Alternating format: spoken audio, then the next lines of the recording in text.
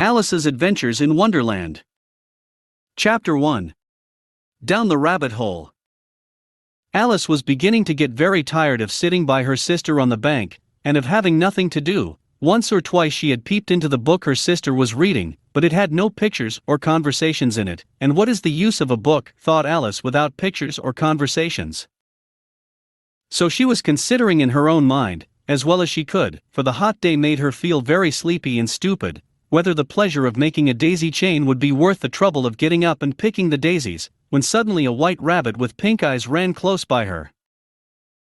There was nothing so very remarkable in that, nor did Alice think it so very much out of the way to hear the rabbit say to itself, "Oh dear! Oh dear! I shall be late." When she thought it over afterwards, it occurred to her that she ought to have wondered at this, but at the time it all seemed quite natural. But when the rabbit actually took a watch out of its waistcoat pocket, and looked at it, and then hurried on, Alice started to her feet, for it flashed across her mind that she had never before seen a rabbit with either a waistcoat pocket, or a watch to take out of it, and burning with curiosity, she ran across the field after it, and fortunately was just in time to see it pop down a large rabbit hole under the hedge. In another moment down went Alice after it, never once considering how in the world she was to get out again. The rabbit hole went straight on like a tunnel for some way, and then dipped suddenly down, so suddenly that Alice had not a moment to think about stopping herself before she found herself falling down a very deep well. Either the well was very deep, or she fell very slowly, for she had plenty of time as she went down to look about her, and to wonder what was going to happen next. First, she tried to look down and make out what she was coming to, but it was too dark to see anything. Then she looked at the sides of the well, and noticed that they were filled with cupboards and bookshelves. Here and there she saw maps and pictures hung upon pegs. She took down a jar from one of the shelves as she passed. It was labeled orange marmalade, but to her great disappointment it was empty. She did not like to drop the jar for fear of killing somebody underneath, so managed to put it into one of the cupboards as she fell past it. Well, thought Alice to herself, after such a fall as this, I shall think nothing of tumbling downstairs. How brave they'll all think me at home. Why, I wouldn't say anything about it, even if I fell off the top of the house. Which was very likely true. Down, down, down. Would the fall never come to an end? I wonder how many miles I've fallen by this time, she said aloud. I must be getting somewhere near the center of the earth. Let me see, that would be 4,000 miles down, I think, for, you see, Alice had learnt several things of this sort in her lessons in the schoolroom, and though this was not a very good opportunity for showing off her knowledge, as there was no one to listen to her, still it was good practice to say it over. Yes, that's about the right distance, but then I wonder what latitude or longitude I've got to. Alice had no idea what latitude was, or longitude either, but thought they were nice grand words to say. Presently she began again. I wonder if I shall fall right through the earth. How funny it'll seem to come out among the people that walk with their heads downward. The antipathies, I think. She was rather glad there was no one listening, this time, as it didn't sound at all the right word, but I shall have to ask them what the name of the country is, you know. Please, ma'am, is this New Zealand or Australia? And she tried to curtsy as she spoke. Fancy curtsying as you're falling through the air. Do you think you could manage it? And what an ignorant little girl she'll think me for asking. No, it'll never do to ask, perhaps I shall see it written up somewhere. Down, down, down. There was nothing else to do, so Alice soon began talking again. Dinah'll miss me very much tonight, I should think. Dinah was the cat. I hope they'll remember her saucer of milk at tea time. Dinah, my dear. I wish you were down here with me. There are no mice in the air, I'm afraid, but you might catch a bat, and that's very like a mouse, you know. But do cats eat bats, I wonder? And here Alice began to get rather sleepy, and went on saying to herself, in a dreamy sort of way, do cats eat bats? Do cats eat bats, and sometimes, do bats eat cats? For, you see, as she couldn't answer either question, it didn't much matter which way she put it. She felt that she was dozing off, and had just begun to dream that she was walking hand in hand with Dinah, and saying to her very earnestly, Now, Dinah, tell me the truth. Did you ever eat a bat? When suddenly, thump. Thump. Down she came upon a heap of sticks and dry leaves, and the fall was over. Alice was not a bit hurt, and she jumped up onto her feet in a moment. She looked up, but it was all dark overhead. Before her was another long passage, and the white rabbit was still in sight, hurrying down it. There was not a moment to be lost. Away went Alice like the wind, and was just in time to hear it say, as it turned a corner, "Oh my ears and whiskers, how late it's getting." She was close behind it when she turned the corner, but the rabbit was no longer to be seen. She found herself in a long, low hall, which was lit up by a row of lamps hanging from the roof. There were doors all round the hall, but they were all locked, and when Alice had been all the way down one side and up the other, trying every door, she walked sadly down the middle, wondering how she was ever to get out again.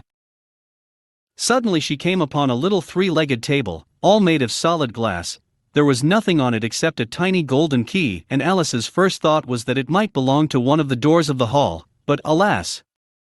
Either the locks were too large, or the key was too small, but at any rate it would not open any of them. However, on the second time round, she came upon a low curtain she had not noticed before, and behind it was a little door about 15 inches high. She tried the little golden key in the lock, and to her great delight it fitted.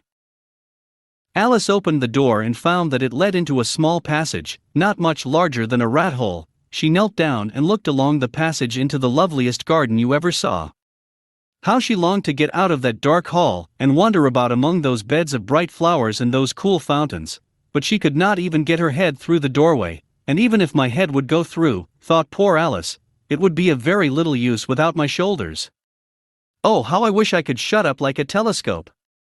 I think I could, if I only knew how to begin.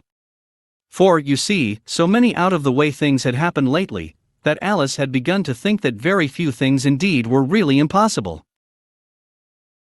There seemed to be no use in waiting by the little door, so she went back to the table, half hoping she might find another key on it, or at any rate a book of rules for shutting people up like telescopes. This time she found a little bottle on it, which certainly was not here before, said Alice, and round the neck of the bottle was a paper label, with the words "Drink Me" beautifully printed on it in large letters. It was all very well to say "Drink me," but the wise little Alice was not going to do that in a hurry. "No, I'll look first," she said, "and see whether it's marked poison or not," for she had read several nice little histories about children who had got burnt and eaten up by wild beasts and other unpleasant things, all because they would not remember the simple rules their friends had taught them, such as, that a red-hot poker will burn you if you hold it too long, and that if you cut your finger very deeply with a knife, it usually bleeds, and she had never forgotten that, if you drink much from a bottle marked poison, it is almost certain to disagree with you, sooner or later. However, this bottle was not marked poison, so Alice ventured to taste it, and finding it very nice, it had, in fact, a sort of mixed flavor of cherry tart, custard, pineapple, roast turkey, toffee, and hot buttered toast. She very soon finished it off. "What a curious feeling," said Alice. "I must be shutting up like a telescope." And so it was indeed. She was now only 10 inches high, and her face brightened up at the thought that she was now the right size for going through the little door into that lovely garden. First, however, she waited for a few minutes to see if she was going to shrink any further. She felt a little nervous about this. "For it might end, you know," said Alice to herself, "in my going out altogether, like a candle. I wonder what I should be like then." And she tried to fancy what the flame of a candle is like after the candle is blown out, for she could not remember ever having seen such a thing. After a while, finding that nothing more happened, she decided on going into the garden at once, but alas for poor Alice! When she got to the door, she found she had forgotten the little golden key, and when she went back to the table for it, she found she could not possibly reach it. She could see it quite plainly through the glass, and she tried her best to climb up one of the legs of the table, but it was too slippery, and when she had tired herself out with trying, the poor little thing sat down and cried. "Come, there's no use in crying like that," said Alice to herself, rather sharply. "I advise you to leave off this minute." She generally gave herself very good advice, though she very seldom followed it, and sometimes she scolded herself so severely as to bring tears into her eyes, and once she remembered trying to box her own ears for having cheated herself in a game of croquet she was playing against herself, for this curious child was very fond of pretending to be two people. "But it's no use now," thought poor Alice, "to pretend to be two people. Why, there's hardly enough of me left to make one respectable person. Soon her eye fell on a little glass box that was lying under the table. She opened it, and found in it a very small cake, on which the words EZMT were beautifully marked in currants. "Well, I'll eat it," said Alice, "and if it makes me grow larger, I can reach the key, and if it makes me grow smaller, I can creep under the door, so either way I'll get into the garden, and I don't care which happens." She ate a little bit, and said anxiously to herself, "Which way? Which way?" holding her hand on the top of her head to feel which way it was growing, and she was quite surprised to find that she remained the same size. To be sure, this generally happens when one eats cake, but Alice had got so much into the way of expecting nothing but out-of-the-way things to happen, that it seemed quite dull and stupid for life to go on in the common way. So she set to work, and very soon finished off the cake. Chapter 2. The Pool of Tears. "Curiouser and curiouser," cried Alice. She was so much surprised, that for the moment she quite forgot how to speak good English. "Now I'm opening out like the largest telescope that ever was. Goodbye, feet." For when she looked down at her feet, they seemed to be almost out of sight, they were getting so far off. "Oh, my poor little feet, I wonder who will put on your shoes and stockings for you now, dears? I'm sure I shan't be able. I shall be a great deal too far off to trouble myself about you. You must manage the best way you can, but I must be kind to them," thought Alice, "or perhaps they won't walk the way I want to go. Let me see, I'll give them a new pair of boots every Christmas." And she went on planning to herself how she would manage it.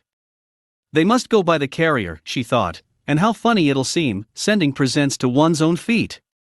And how odd the directions will look. Alice's right foot, ESQ, hearthrug, near the fender, with Alice's love. Oh dear, what nonsense I'm talking. Just then her head struck against the roof of the hall. In fact, she was now more than 9 feet high, and she at once took up the little golden key and hurried off to the garden door. Poor Alice!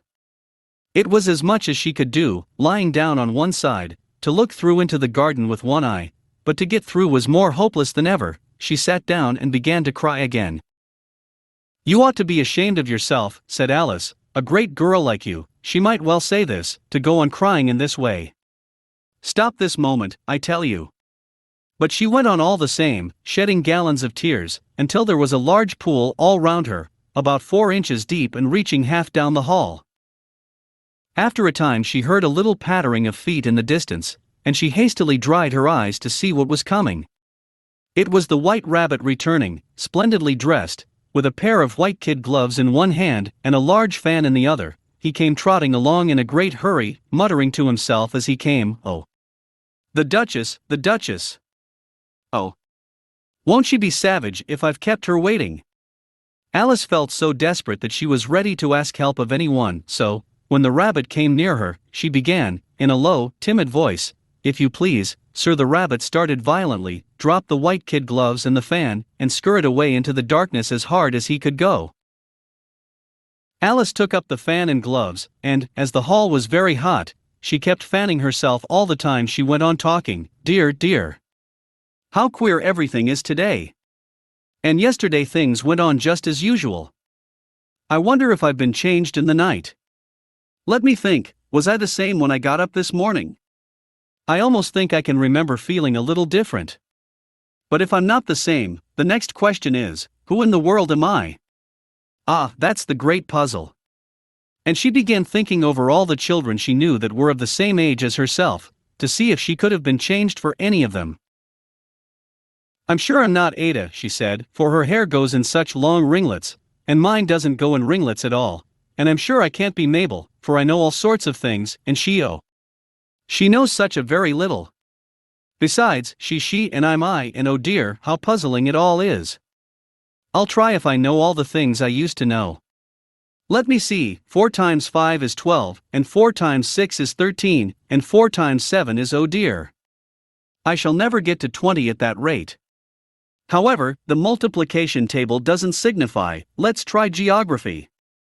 London is the capital of Paris, and Paris is the capital of Rome, and Rome no, that's all wrong, I'm certain. I must have been changed for Mabel.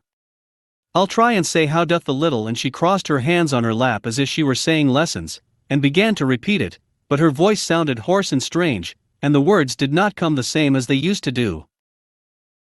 How doth the little crocodile improve his shining tail, and pour the waters of the Nile on every golden scale?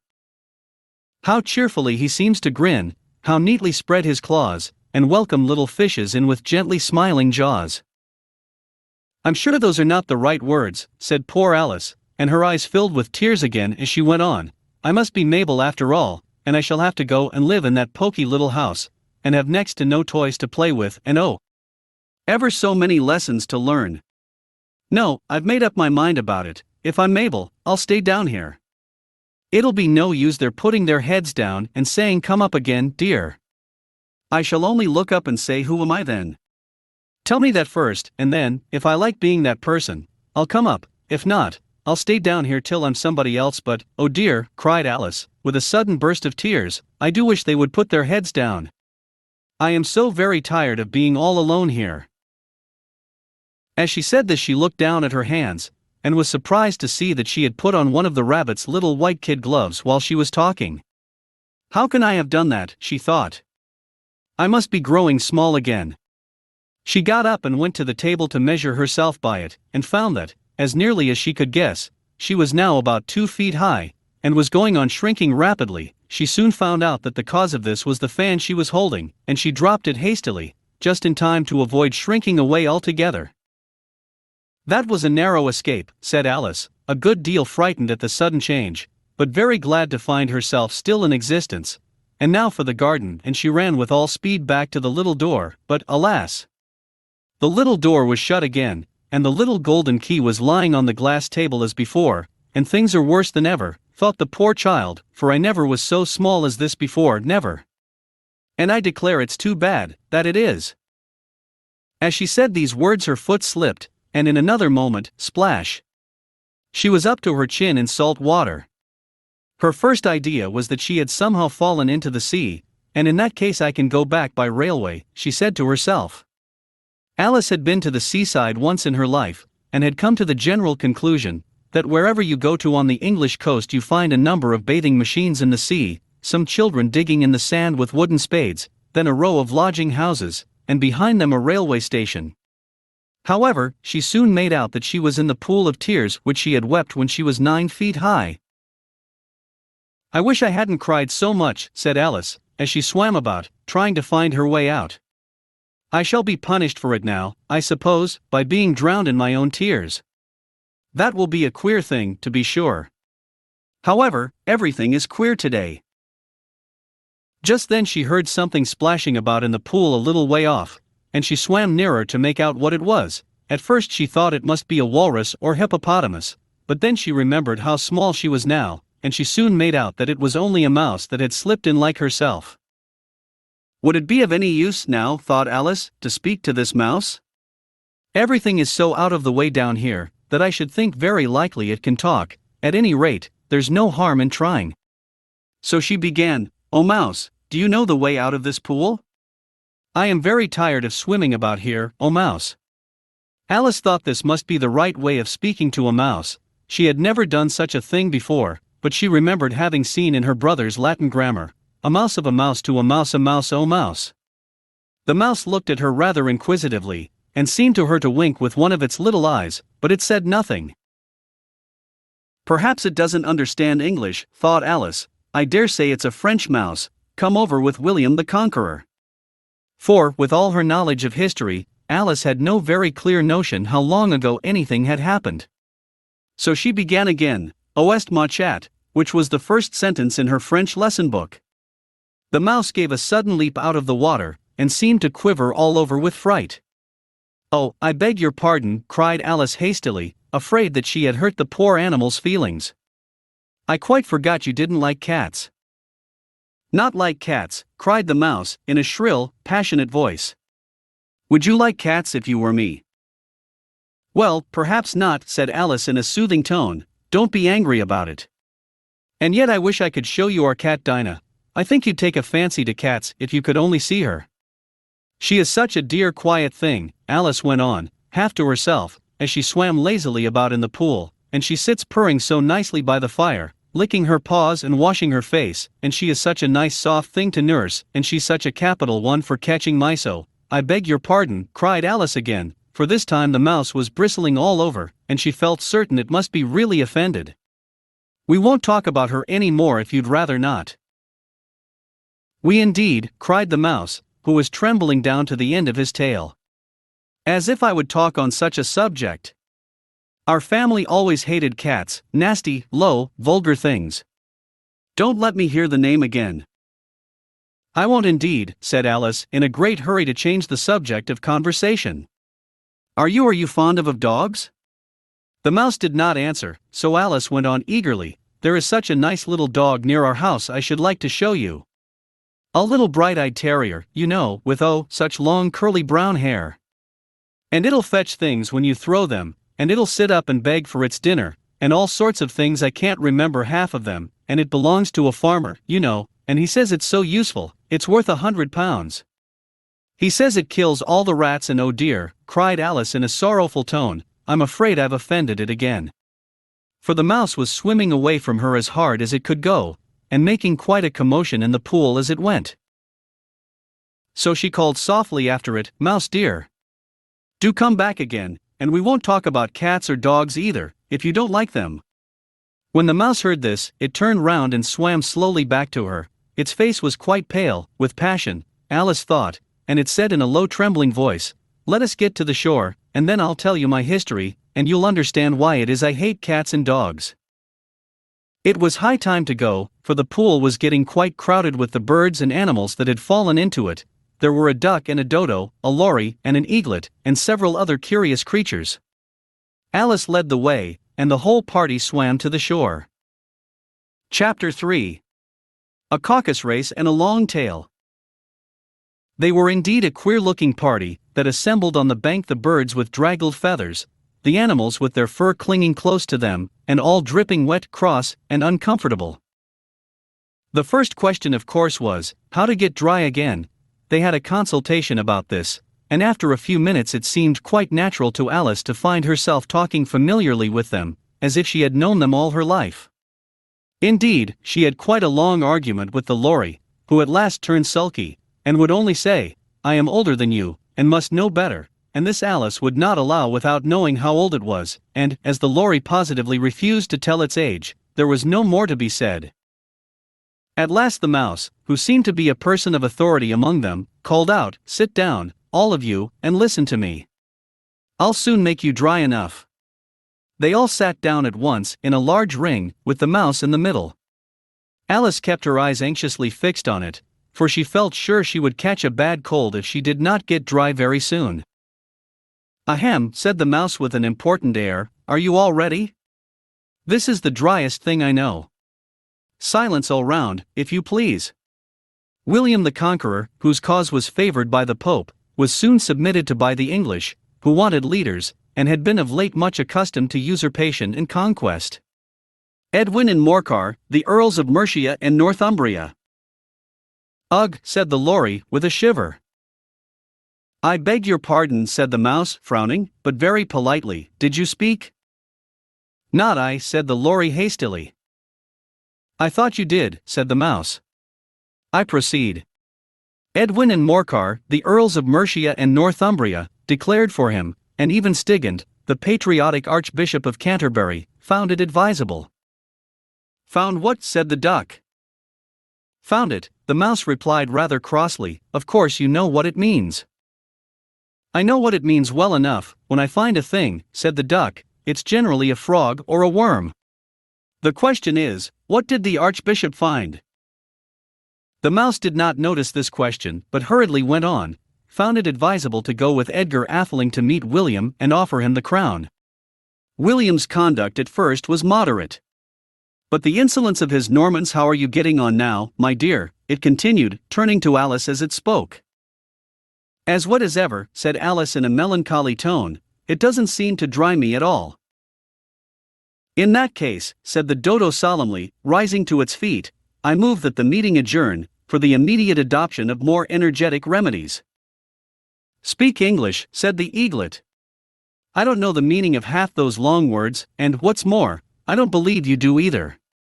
And the eaglet bent down its head to hide a smile. Some of the other birds tittered audibly. "What I was going to say," said the dodo in an offended tone, "was that the best thing to get us dry would be a caucus race." "What is a caucus race?" said Alice. Not that she wanted much to know, but the dodo had paused as if it thought that somebody ought to speak, and no one else seemed inclined to say anything. "Why," said the dodo, "the best way to explain it is to do it. And, as you might like to try the thing yourself, some winter day, I will tell you how the dodo managed it. First it marked out a race course in a sort of circle, the exact shape doesn't matter, it said, and then all the party were placed along the course here and there. There was no 1, 2, 3 and away, but they began running when they liked, and left off when they liked, so that it was not easy to know when the race was over. However, when they had been running half an hour or so, and were quite dry again, the dodo suddenly called out, 'The race is over,' and they all crowded round it, panting and asking, 'But who has won?' This question the dodo could not answer without a great deal of thought, and it sat for a long time with one finger pressed upon its forehead, the position in which you usually see Shakespeare in the pictures of him, while the rest waited in silence. At last the dodo said, 'Everybody has won, and all must have prizes.' 'But who is to give the prizes?' quite a chorus of voices asked. 'Why, she, of course,' said the dodo, pointing to Alice with one finger, and the whole party at once crowded round her, calling out in a confused way, 'Prizes! Prizes!' Alice had no idea what to do, and in despair she put her hand in her pocket, and pulled out a box of comfits. Luckily the salt water had not got into it, and handed them round as prizes. There was exactly one apiece all round. 'But she must have a prize herself, you know,' said the mouse. 'Of course,' the dodo replied very gravely. 'What else have you got in your pocket?' he went on, turning to Alice. 'Only a thimble,' said Alice sadly. 'Hand it over here,' said the dodo. Then they all crowded round her once more, while the dodo solemnly presented the thimble, saying, 'We beg your acceptance of this elegant thimble,' and, when it had finished this short speech, they all cheered. Alice thought the whole thing very absurd, but they all looked so grave that she did not dare to laugh, and, as she could not think of anything to say, she simply bowed, and took the thimble, looking as solemn as she could. The next thing was to eat the comfits. This caused some noise and confusion, as the large birds complained that they could not taste theirs, and the small ones choked and had to be patted on the back. However, it was over at last, and they sat down again in a ring and begged the mouse to tell them something more. 'You promised to tell me your history, you know,' said Alice, 'and why it is you hate C&D, she added in a whisper, half afraid that it would be offended again. 'Mine is a long and a sad tale,' said the mouse, turning to Alice and sighing. 'It is a long tale, certainly,' said Alice, looking down with wonder at the mouse's tail, 'but why do you call it sad?' And she kept on puzzling about it while the mouse was speaking, so that her idea of the tale was something like this. Fury said to a mouse, that he met in the house, 'Let us both go to law. I will prosecute you. Come, I'll take no denial, we must have a trial, for really this morning I've nothing to do.' Said the mouse to the cur, 'Such a trial, dear sir, with no jury or judge, would be wasting our breath.' 'I'll be judge, I'll be jury,' said cunning old Fury, 'I'll try the whole cause, and condemn you to death.' 'You are not attending,' said the mouse to Alice severely. 'What are you thinking of?' 'I beg your pardon,' said Alice very humbly, 'you had got to the fifth bend, I think.' 'I had not,' cried the mouse, sharply and very angrily. 'Not,' said Alice, always ready to make herself useful, and looking anxiously about her. 'Oh, do let me help to undo it.' 'I shall do nothing of the sort,' said the mouse, getting up and walking away. 'You insult me by talking such nonsense.' 'I didn't mean it,' pleaded poor Alice. 'But you're so easily offended, you know.' The mouse only growled in reply. 'Please come back and finish your story.' Alice called after it, and the others all joined in chorus, 'Yes, please do,' but the mouse only shook its head impatiently, and walked a little quicker. 'What a pity it wouldn't stay,' sighed the lorry, as soon as it was quite out of sight, and an old crab took the opportunity of saying to her daughter, 'Ah, my dear, let this be a lesson to you never to lose your temper.' 'Hold your tongue, ma,' said the young crab, a little snappishly. You're enough to try the patience of an oyster. I wish I had our Dinah here, I know I do, said Alice aloud, addressing nobody in particular. She'd soon fetch it back. And who is Dinah, if I might venture to ask the question, said the Lory. Alice replied eagerly, for she was always ready to talk about her pet. Dinah's our cat. And she's such a capital one for catching mice you can't think. And oh, I wish you could see her after the birds. Why, she'll eat a little bird as soon as look at it. This speech caused a remarkable sensation among the party. Some of the birds hurried off at once. One old magpie began wrapping itself up very carefully, remarking, I really must be getting home, the night air doesn't suit my throat, and a canary called out in a trembling voice to its children, Come away, my dears. It's high time you were all in bed. On various pretexts they all moved off, and Alice was soon left alone. I wish I hadn't mentioned Dinah, she said to herself in a melancholy tone. Nobody seems to like her, down here, and I'm sure she's the best cat in the world. Oh, my dear Dinah. I wonder if I shall ever see you any more. And here poor Alice began to cry again, for she felt very lonely and low-spirited. In a little while, however, she again heard a little pattering of footsteps in the distance, and she looked up eagerly, half hoping that the mouse had changed his mind, and was coming back to finish his story.